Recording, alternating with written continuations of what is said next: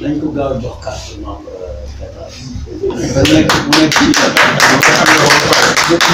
conseil comme man ni ma nekkee seen conseil juridique. yore sama carte. moom mii bu ñu fexee ba am ko. te gëm naa ni dina ko nangu parce que liggéey bi jaamu yàlla. gëm naa ni njëriñ bi mu mën a amal kii fu mu taxaw.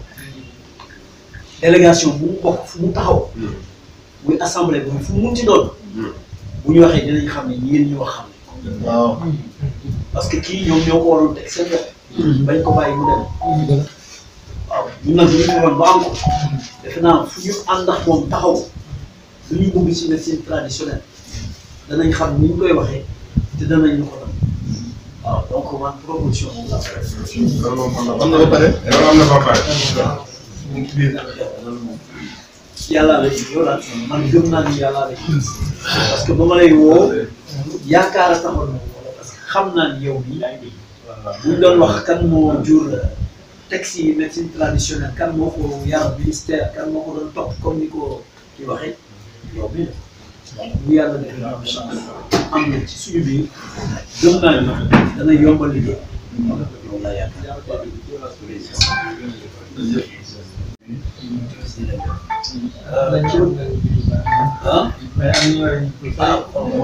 Alors, donc, prochaine étape, man, Inch'Allah, ci niveau Assemblée nationale, danaa ci dox bu baax a baax maa ngi doon monsieur Aw léegi bi ñuy waxtaan nii am na kilifa bu mag bu nekk assemblée bu ma wooyee parce que dama ko woowoon ci suba mu ne ma dinaa la rappeler émission bi moo ma rappelé donc ci ñi nga xam ne moom ci ñi gën a gëm médecine traditionnelle ak ci ñi nga xam ne ñoo gën a mën a am dogal dajale député yi ñu d'accord ci loolu ci la bokk effectivement affaire commission ba moo doxuloon commission santé ba nekk assemblée moo doxuloon léegi renouvelé nañ ko mais aussi combat bi ngeen di wax dafa am ay médecins yu nekk ci ginnaaw bi mais loolu yëpp danañ ko lijjanti bu soobee yàlla li ngeen war a def li seen urgence xam ne mooy étape bi nga xam ci lañ leen di gën a conseillé mooy ngeen defar waa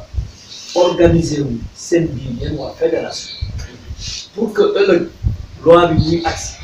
fekk leen ngeen pare pour jël responsabilité yi fa nekk yi ci ëpp ngeen doon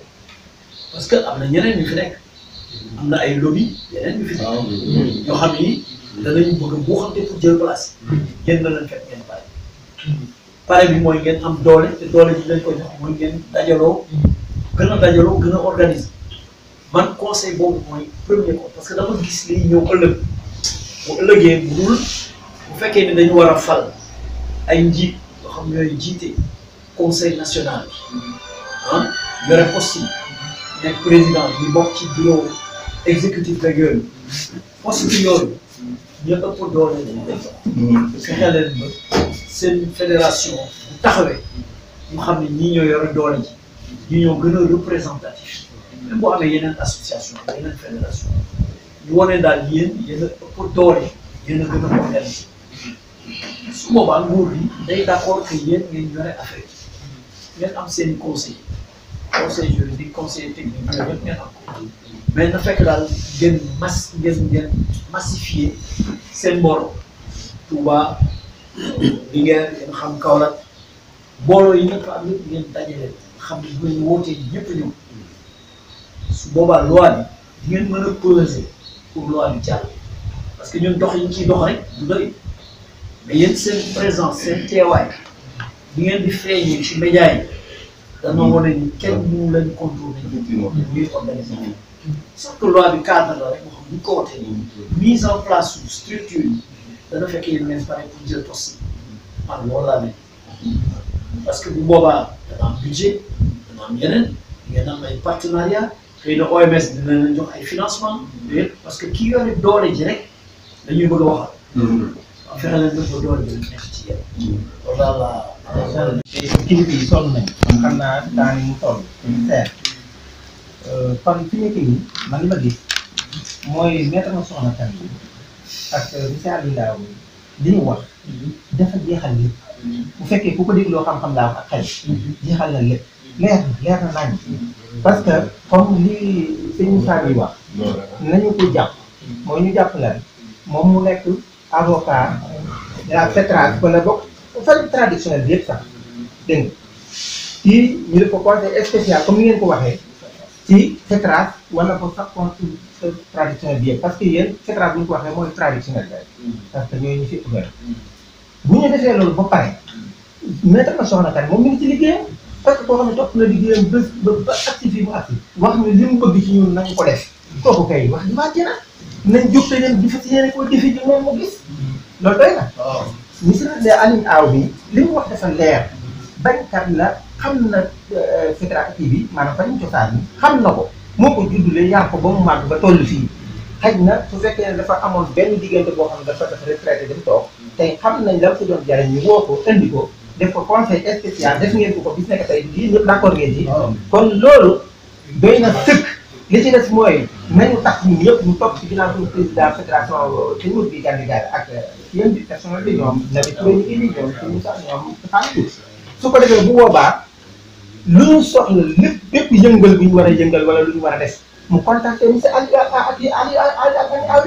mu contacté ko mu wax ko li ñu war a def leen nangam ñu dugal loolu bu jeexee ñu lay doxal xalaat parce que am na ci loo xam ne moom du ko mën comme du fekk cosaan du mën a taxaw ci suñu kanam mel ne syndical fii de xeer du ko mën ñu ñoo ko mën mais loolu bu ñu koy def moom am na expérience te xam na faj bi fi mu toll mais nañuy jox dañuy guidé def leen nangam def leen nangam ca suuf di ñu ko jox ñu koy dóor muy wax ca kanam lañ jëm sañ bëgg yëpp daan ko def lii rek la bu lii diw coow lu bari diw débat bu bari yóbbu bu ñu koy def rek li ñu bëgg dina ko am ñun ñi liñ bëgg ci ñoom dina ko am lii laa amoon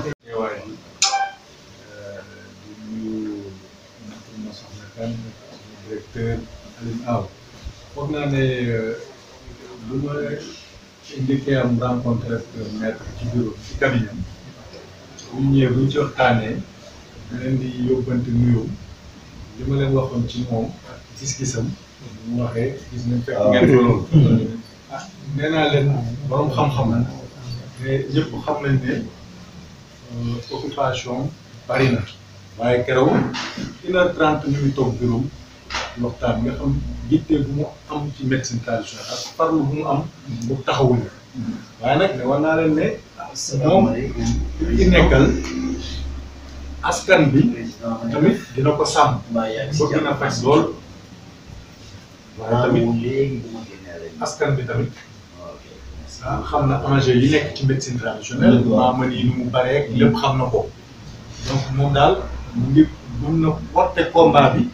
ci kaw fajkat yi tamit nekk ay fajkat yu sell xam ne moom dina leen jàppale mais dina tamit protéger askan bi loolu tey firndeel na ko bu ngeen jàkkaarloog moom beneen point bi nag mooy ci ñuy wax directeur Aliou Aw moom depuis bu ñuy liggéey ci loi bi ay at di ci liggéey yàgg na toog réunion di tudd turu maître Massokhna Kane naan fexe leen ngeen jege ko ngeen contacté ko loolu yàgg na ba keroog bu ko yàlla dogalee moo tax bu ñu dajee rek comme li mu ci wax rek ñun tey Aliou Aw lu mu ci liggéey dafa yàgg tey projet de loi bi dafa mel ni doomam la doom boo gis mu juddu nga yar ko ba mu màgg donc li mu ci xam tey liggéeyam doon seet fajkat yëpp fii le seul tey boo xam ne xam na fajkat yëpp ci 45 départements yi rencontré na ñëpp défendre na médecine traditionnelle fu nekk donc tey su ku mel noonu ñun tey suñu souhait mooy mu ñëw bokk ci combat bi parce que yàgg na cee nekk mais duñ ko bàyyi mu nekk à l'écart conseil am soxla nañ ko lu ñuy def lu nekk nañ ko solliciter mu jox ñu xalaatam mais dañu bëgg mu gën a présent ci combat bi parce que tey li ñu téye fii mooy li mu wax dëgg la loi bi fu mu war a jaar rek jaar na fa lu dem ba Cour suprême ñu validé ko mu jàll ci circuit étatique bi yëpp léegi nag ñu jël ko rek benn groupe médecin jóg bloqué ñu bon boobu lañ jóg nag def conférence de presse riposté li mu wax dëgg la defuñu benn communication défensive lañ def loolu xaw a arrêté affaire yi mais ñoom am nañ système bu ñu dem ba bloqué ko bu ñu laajee amatuñu issue léegi nag lu ñu wax yàlla bu ñu indilee ñu mel ni ñoom maître ak ñeneen ay porteurs de voix lañu xam nañu kilifa yi xam nañu fu ñu mën a jaar ah léegi ñun comme ni ko aw waxee ñu tette ñu teg ñu ci yoon ñu nit loolu rek mooy suñu combat loi bi jàll rek après nag luñ ciy def ay amendement ñuy def yooyu ñu xool ko ñu propose mais fi ñu toll nii loolu moo bloqué lépp parce que ren débat bi ñu defoon ak sëñ Modou Gueye ak médecin dama leen ne comme lu aw wax man leen yéen ay année yu bari ngeen di wax naan publicité mensongère même aw da ko doon kaas nee na loolu xam nga affaire bi dañuy xool ñun suñu côté tamit lu ci baaxul dañ koy nangu. waaw. parce que affaire bi loolu la affaire bi ñun dañoo bëgg dara rek duñu xool suñuy défaut wala suñuy morom lu ñuy def te rafetluñu ko loolu tamit il faut ñu wax ko loolu yëpp dañ ko doon kaas léegi ñoom ñu ne leen mën ngeen fi nekk di wax charlatanisme publicité mensongère ay ati at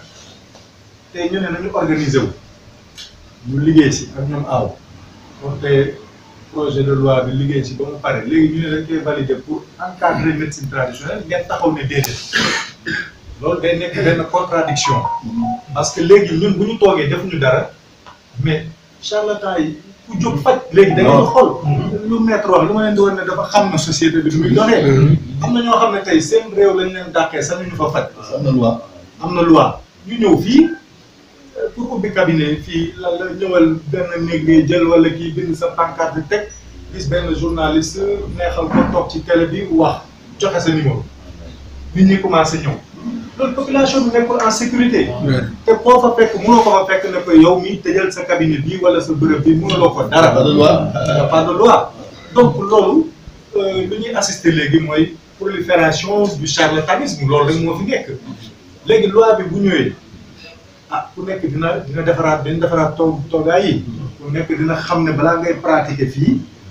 lu maître wax la di nga jaar dina am conseil national des praticiens donc tey ñun la gën a soxal parce que tey liy xew bu ñu ŋàññee benn fajkat def njombe lu rëy xamul sax lu mu war a doxal fu mu war a yem ci fajam di nga gis fajkat cosaan boo xam ne day permettre di bind ordonnance di yónni patient mi ñuy dem pharmacie di jëndi garab kooku xam nga xamul lu mu war a def parce que ana yow fajkatu cosaan di permettre di bind ordonnance di utiliser garab pharmacie yow kay boo dee fajkat bu wóor plante nga war a utiliser am ci ay résultats mais pas ngay bind ay pharmacie wala ngay def yeneen xeetu faj yoo xam ne xamoo sax nu mu demee léegi nag loolu buñ leen ŋàññee tey wala ñu yóbbu leen ñu jël di yàq suñu def mais ñi mën sax ci la ñuy bokk parce que dañ leen ciy boole kenn du ci set léegi moo tax daal lii am na solo te bëgg naa vraiment ñu Aliou Aw di ko ñaan solennellement directeur yàgg naa la ko wax ñun ñoo la koy demandé population bi nga koy defal yaa ngi ci biir taxawuñu lig bi ñu continuer ko ñoo ko commencé ndoo ñu àggali ndoo ko yow rek yaa ngi ci doy la preuve bi nga nekkee ministère de la santé ba léegi doxal ko bi fa génne la ñu gëj a am activité ñun dara yëngootul cellule bi nekk existe même ni existé wul bi nga fa jógee la ñu gën a dégg médecine traditionnelle li ñu ciy dégg yëpp nag ah dinaa gërëm président Modou Gueye aussi jàmbaar la lu ñu ciy dégg mouvement bi yëpp suñu fédération bi ñu xaw a def ay activités ni kii mais niveau bu ñu tolloon ba nga ko doon yóbbu yow ah amatul te pourtant am na ku la fa wuutu mu di fa donc tey manqué nga ñu yàlla bu ñu indi leen nag kilifa bu toll nii maître ah yooyu ñu wax la ne gannaaw yàlla yonte jébbal nañu suñu bopp foo ñu xalaatal dañ fa tegu foo ñu teg dañ fa tegu loolu ñun ñëpp ñoo la koy ñaan yow it li nga yàgg jàppale askan bi yàlla na yàlla teg loxoom seen kaw yàlla na leen yàlla jàppale ci barke yonte bi sallallahu alayhi wa sallam foofu laay daal waaw dañuy répété rek parce que tam loolu moom normal gërëm kilifa yi fii toog bàyyi seen activité yëpp parce que am nañu activité wala ñëpp am nañu heure marché ñu nekk na tam ñu àndal ak si aw comme ni ngeen waxee si aw moom taxam na ministère bi nekk ñun suñu ministère daw ñu toog 15 jours yoo xam ne du communiquer ak ñun événement yi ñu am yëpp nag ay université les médias peut-être fu ñu dem rek ba Kolda am nañ fa nii moom la may taxaw ba gars yi naan moom dafa mën a kaas dafa waaw mais loolu la ñu gis nañ ba suba parce que ki ñuy kaasal moom wóor nañu ni gars yi ragal na fi ñu doon boole yëpp loolu gisoo bi nga demee ka fa ne faaliwuñ ko kon moom dañ koy delloo njukkal te man ce que je propose en premier mooy mettre ba soxla comme nekk ñu officialiser c'est l'avocat de la fédération non c'est-à-dire il faut xam nga léegi il faut matérialiser il faut concrétiser loolu mooy premier kii wu combat yàgg naa leen ko wax kii conseil technique spécial li nga wax dañ koy bind di nga signé nii fédération bi ko nommé conseil technique spécial maître Massokhna Kane ñu bind ni officiellement c'est l'avocat de la fédération c'est officiel li may wax nii juste moom da ngay officiel mais yi ñuy def c'est formel c'est informel di mooy léegi li ñuy def nga xam ne nag fu ñu mën a dem ci sur le plan national sur le plan international foo taxaw ñu xam ne ñii fii taxaw dëgër na mooy li nga wax nii la loi est avec maître nga xam ne moom xam na louage kii monsieur Aw ñoo nekk ndoo lu ko ci réer amul te ñu naan la daaw ñu toog moom on était toujours au ministère à cause de lui fu ñu fi taxaw rek moom la dañu naan invité université CAPES xam nga nu mu tuddee CAPES mais bu ñu fa demee ñun moom mi moo tax ñu nous a invité université ñu dem def fa kii def ay cantine foofu comme exposition yi rafet mais après comme ki doon contre monsieur Ndiaye directeur de la directeur bi ma wax après bu ñu gisee toit bi ñëw bi kii mu xam nga moom dañuy toog mu ne moom ne monsieur fekk foofu ñu ko loolu mu ne ma lii daal mais fexe ba chaque année mu am tu te rends compte donc gis na impact bi ci université sax parce que toit bi ñoo ñëw di témoigne ñu def ay kiosque foofu def ay kii gars yi toog ñu wax ak ñoom le directeur de la bibliothèque bi doon xaw a kii tuuti résistant bi ko université imposé moo ñëw léegi lii lañ fexe ba muy am loolu yaa ngi foofu gis nañ fa defoon c'était joli lépp nga ci sous le truc de monsieur Aw donc moom dañ koy gërëm ñëpp ko xam ci télé nag ndax défendre merci daaw toog di déglu nii mais day jóg wax ba ñëpp ni xanaa syndicat su rek loolu moom yàlla may na kon dañ koy def officiellement léegi c'est moo dégg au nom de la fédération ñu nekk des membres yoo xam ni conseil technique spécial kii l'avocat de la fédération dañ koy soxla loolu nag moom dañ koy def mu matérialiser wu nga xam ne tey officiellement fii mën a taxaw tam ils sont là dans ñu bokk ñu ay bokk naa yéeg c'est machine dañuy def lu officiel nga xam ne tey fii mën a taxaw tam la loi est avec nous monsieur Aw loolu de la ñu wax di def question d'organisation xam nga bu mooy def le document de débat comme ñu wax na pour ñu expliquer nit ñi loolu pour se défendre mais pour mën a expliquer nit ñi njëriñ yi taxawaayu médecine traditionnelle ci réew mi ñëpp xam nañu quoi sur le plan national sur le plan international ñu xam loolu expliqué wu ñëpp ku bëgg a jàppale fédération yi di nga jóg wala nga def benn acte loolu it il faut nga etikal nit ñi loolu rek mais dem di xuloo wala yooyu jërëjëf waaw ngeen baal ma may li ci benn précision ñu mën a nox sax monsieur Aw avocat xër la rek waaw mais moom comme fonctionnaire la woon te yàgg na liggéey ci affaire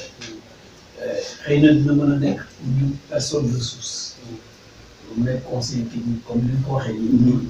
mais xëy na mu mën a nekk membre comme man liberté bi ma am pour nekk membre parce que man je suis libre mais moom fonctionnaire la woon te am na li ñuy wax obligation de réserve boo xam ne na ko topp tuuti xëy na mu fesee de trop ci fédération bi ñeneen ñi dañ moom kat kon bi mu fi nee itam fédération bi la liggéeyal donc xëy na loolu moom moo ci mën a réfléchir xam ban position la ci kii mais ngeen xam ni xëy na du mën a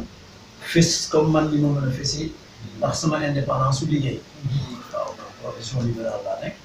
te itam ñëpp xam ne ni défense consommateur yi ci laa nekk donc liberté bi ma am moom en tant que ancien fonctionnaire xëy na du am boobu liberté mais njëriñ bi ñu mën a amal c'est inestimable waaw comme moom muy tey muy ëllëg muy fu mu munti doon ñu doon def délégation bi dem Suisse wala ñu dem Brésil wala fu mu munti dem ci affaire médecine traditionnelle moom mi mën na ci ànd parce que fu mu taxaw nit ñi xam ni kii taxawaayam wóorul voilà donc précision c'est-à-dire pour mu leer moi je sais bien que fonctionnaire xam naa li ko tax kii yëpp mais moom waaye dañu taxaw suñu kanam am nañ droit ñun nommé ko benn poste conseil technique. waaw on a le droit. conseil technique la loi nous donne ça c'est-à-dire gars yi xam nañu li ñuy def ñu xam nañu bu ñu ko nommé conseil technique spécial kooku ça peut se faire. am benn problème waaw conseil technique spécial moom parce que il faut ñu officialiser affaire bi ñu mun a ànd liggéey sinon day nekk à côté. mais c'est la même chose bu ñu ko deful tam avocat yi day nekk à côté mën nañu conseil nii mais bu xeex jotee du ñu mën a xeexal il faut ñu jox ko doole moom maître il faut ñu jox doole aw ay loolu nag tubaab xamul lu bind. waaw kayit la xam ak signature. donc ce tampon yëpp au nom de la fédération nomination yi da nga koy def officiellement voilà. mais man dama bëggoon a laaj maître foofu entre avocat et conseil juridique quel est le terme conseil juridique. c'est-à-dire un avocat. D'abord un conseiller mais son rôle est plus important que le conseiller parce que il peut défendre, il peut représenter quelqu'un en justice, il peut assister quelqu'un en justice. Par exemple, conseil juridique bu la convoqué des police wala gendarmerie mënut a ànd ak yow am na xam-xam mu ngi mënut a ànd ak yow alors que bu dee avocat bi mën na la jiitu sax police toog di la xaar. xam ne commissaire wala kii loi bi daf leen wax ni bala ngeen di entendre nit ki laaj leen ko ndax day jël avocat wala du jël avocat parce que léegi avocat police lay commencé dootul commencé tribunal donc loolu mooy différence. kon on retient avocat. waaw moom moo gën a waaw. avocat c'est beaucoup plus large. conseil technique spécial aussi. waaw tout est c'est officialisé c'est-à-dire nañu bëgg a liggéey léegi. solo gën tax nit ñi respecté la. enseignement dañu bëgg jël tànk léegi yoo xam tey c'est un combat à mener boo xam tey sur le plan juridique sur le plan intellectuel sur tous ces trucs là ñu am ñoo xam tey dañu ànd dans le combat benn gouvernement bi lañu c'est-à-dire ñun d'abord on peut se défendre bu waxee dañu leen toll waaw ñun bu ñu xasee def suñu affaire bi ay xam nañ ñu se défend on se défend ren waaye ñu mun a aw suñu kanam ñu baax li wóor mooy fu ngeen taxaw ci kanamu autorité bu ngeen mën ci taxaw bu ñu gisee ni ànd nañu conseiller bu mel ni monsieur conseiller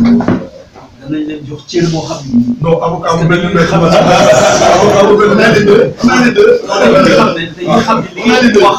di wax am na fu leen ko teg xam ngeen. loolu moo amee solo. c'est bien waaw assemblée. kon xam naa maa ngi jégaluwaat rek mbégte rek laa amal